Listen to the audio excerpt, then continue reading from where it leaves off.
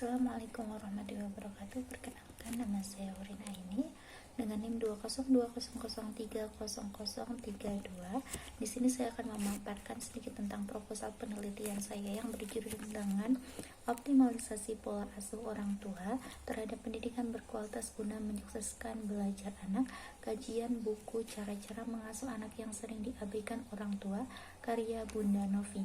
Yang pertama yaitu tentang latar belakang dari proposal ini, yaitu bahwa pendidikan merupakan salah satu aspek terpenting dalam perkembangan individu yang berkelanjutan dan juga menyeluruh. Pendidikan yang berkualitas itu tidak hanya diciptakan oleh kurikulum dan juga oleh metode pengajaran di sekolah, tetapi oleh lingkungan keluarga, khususnya pada pola asuh orang tua. Nah, pola asuh yang baik ini dapat menciptakan suasana belajar yang kondusif, meningkatkan motivasi, dan juga membantu anak dalam mencapai prestasi akademik yang optimal. Banyak sekali penelitian yang menunjukkan bahwa keterlibatan orang tua dalam pendidikan anak sangat berpengaruh terhadap kesuksesan belajar anak. Orang tua yang aktif dalam mendukung proses belajar anak cenderung memiliki anak-anak dengan hasil akademik yang lebih baik, kemampuan sosial yang lebih tinggi, dan juga sikap positif terhadap pembelajaran. Namun tidak semua orang tua itu juga menyadari bahwa pentingnya peran mereka dalam pendidikan anak atau mengetahui cara-cara yang efektif untuk mendukung proses belajar anak. Nah, di dalam buku cara-cara mengasuh anak yang sering diabaikan orang tua, karya Bunda Novi, hadir sebagai panduan praktis bagi orang tua dalam menerapkan pola asuh yang efektif dan mendukung pendidikan anak. Dengan demikian, tujuan dari penelitian ini diharapkan adanya kontribusi nyata dalam meningkatkan kualitas pendidikan anak melalui optimalisasi pola asuh orang tua. Orang tua akan mendapatkan panduan yang lebih jelas dan juga praktis dalam mendukung proses belajar anak, sehingga anak dapat mencapai proses potensi terbaiknya dalam pendidikan kehidupan. Berdasarkan latar belakang tersebut, maka dapat diambil identifikasi masalah, yaitu yang pertama pola asuh orang tua yang belum efektif atau belum maksimal, kurangnya kesadaran orang tua terhadap pentingnya peran mereka dalam menyukseskan belajar anak, lingkungan keluarga yang kurang mendukung dengan suasana kondusif belajar, banyaknya orang tua yang masih mengalami berbagai hambatan dalam menerapkan pola asuh orang tua yang optimal, minimnya dukungan orang tua terhadap pendidikan anak di rumah. Untuk rumusan masalahnya, yang pertama yaitu bagaimana optimalisasi pola asuh orang tua terhadap pendidikan anak, yang kedua bagaimana cara-cara mengasuh anak yang optimal menurut buku tersebut, dan yang ketiga apakah cara-cara tersebut masih relevan jika diterapkan di era sekarang. Tujuan dari penulisannya yaitu mengidentifikasi optimalisasi pola asuh orang tua terhadap pendidikan anak, menganalisis cara-cara mengasuh anak yang optimal menurut buku tersebut, dan mengevaluasi kesesuaian cara-cara dalam buku tersebut dengan kebutuhan di era sekarang. Manfaat dari penulisan ini yaitu diharapkan mampu memberikan kontribusi, referensi pengembangan atau inovasi dalam pendidikan berkualitas di sekitar kita, terutama dalam pendidikan, dan juga ini juga dapat dijadikan bahan atau masukan bagi penulisan-penulisan selanjutnya. Untuk landasan teori, yang pertama yaitu ada kajian pustaka. Di sini saya mengambil 5 sumber. Yang pertama yaitu ada skripsi yang ditulis oleh Sofi yang berjudul Pola Asuh Orang Tua untuk Membentuk Karakter Kedisiplinan Anak Usia Dini. Kajian buku Mendidik dengan Cinta karya Irawati Istadi dari Fakultas Ilmu Tarbiyah dan Keguruan Universitas Sains Al-Quran Wonosobo tahun 2020. Yang kedua ada skripsi yang ditulis oleh Qoim Masulia yang berjudul Urgensi Orang Tua sebagai Sumber Motivasi Belajar dan Keteladanan bagi Anak. Kajian isi kitab Wasoha al-Aba lil Abna karya Syekh Muhammad Syakir.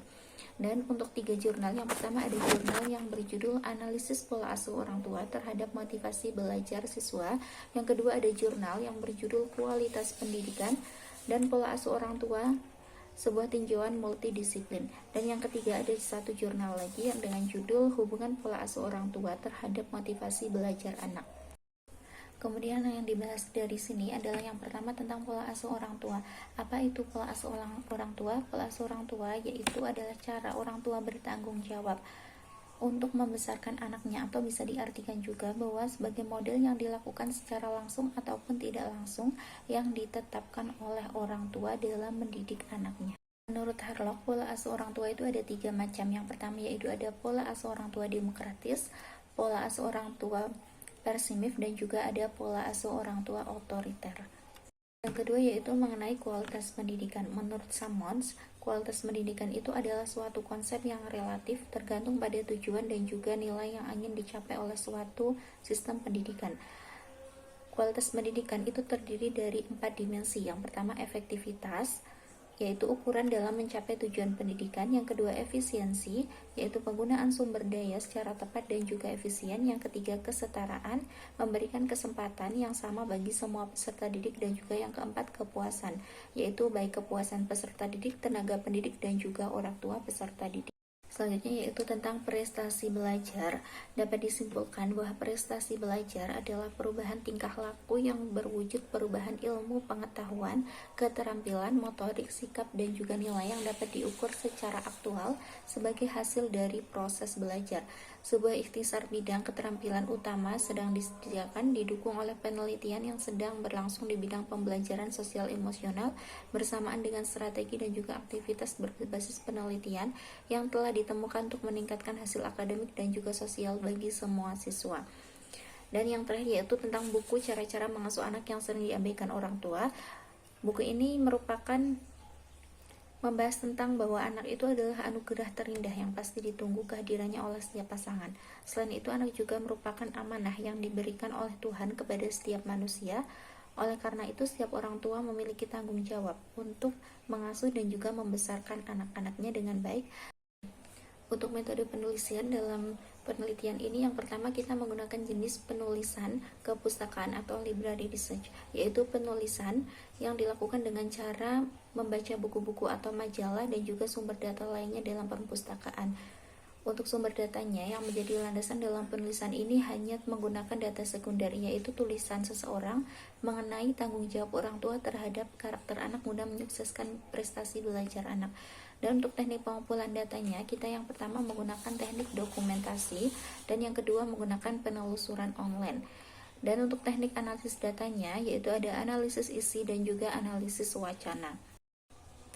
Untuk rancangan isi skripsi akan mendatang, yang pertama yaitu ada halaman judul, yang kedua ada nota pembimbing, yang ketiga pedoman transliterasi, yang keempat abstrak, yang kelima kata pengantar, dan yang keenam ada daftar isi. Kemudian ada bab 1 yang berisi pendahuluan, latar belakang masalah, identifikasi masalah, penegasan istilah, perumusan masalah, tujuan masalah, manfaat penulisan, dan juga sistematika penulisan skripsi.